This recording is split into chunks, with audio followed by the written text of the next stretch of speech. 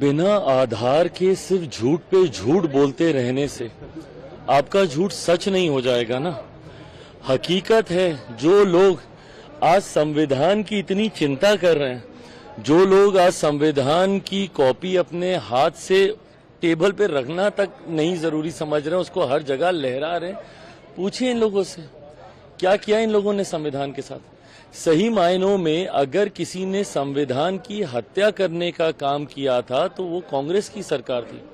याद कीजिए 75 का वो साल जिस वक्त देश में आपातकाल लगाकर सही मायनों में संविधान की हत्या की गई थी, लोकतंत्र की हत्या की गई थी, और आज सबसे बड़े संरक्षक संविधान के यही लोग बने फिर रहे हैं। जबकि हकीकत है कि इन लोगों ने संविधान के निर्माता डॉक्टर बाबा साहेब भीमराव अंबेडकर तक को कभी उनके जीते जी सम्मान देना जरूरी नहीं समझा।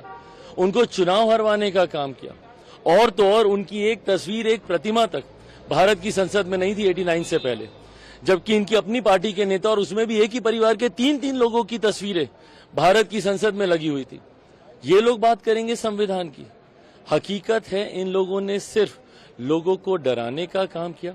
अगर किसी ने सही मायनों में संविधान को सम्मान देने का काम किया, और ये मैं सिर्फ कहने के लिए नहीं कह रहा कि गठबंधन का घटक दल हूं इसलिए नहीं कह रहा, मुझे बताइए ना कब इन लोगों के शासनकाल में संविधान दिवस मनाया जाता था, कब इस तरीके के कार्यक्रम हुआ करते थे। दशकों तक थी कांग्रेस और इनकी अलाई पार्टीज के साथ वाली गठबंधन की सरकार है, कब इन्होंने संविधान को ये सम्मान देने का बात किया।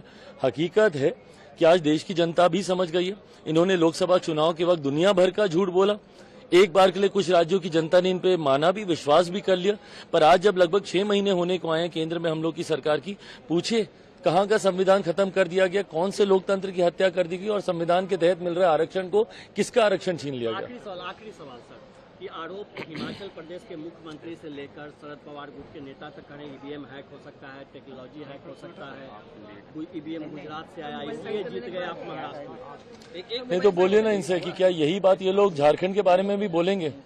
जिन राज्यों में ये लोग जीतते हैं उन राज्यों में इन लोगों की आवाज नहीं निकलती, बट जिन राज्यों में ये लोग हार जाते हैं वहां पे तुरंत ईवीएम खराब हो जाती है, वहां पे भ्रष्टाचार हो जाता है, वहां पे चुनाव आयोग के ऊपर उंगली उठने लग जाती है। ये सिलेक्टिव क्रिटिसिज्म कब तक करते रहेंगे? या तो आप मानिए कि फिर जो झारखंड के परिणाम है वो भी गलत है, आप मानिए कि जिस तरीके से जम्मू कश्मीर में आप लोग वहां पे आए क्या वो गलत है, क्या नेशनल कॉन्फ्रेंस इस बात को मानेगी कि वहां पे जो चुनाव हुए वो गलत हुए, क्या जेएमएम इनका साथ देगी जब ये बोलते हैं कि भैया यहाँ पे जब चुनाव हुए झारखंड में तो उसमें ईवीएम की गड़बड़ी हुई है। हकीकत है सिलेक्टिव क्रिटिसिज्म करते हैं, जहां पे इनके पक्ष में पंतान वहां पर ये खामोश, और जहां नहीं तो वहां पे दुनिया भर के सवाल। Subscribe to Midday India. Get direct notifications on all our videos by clicking on the bell icon.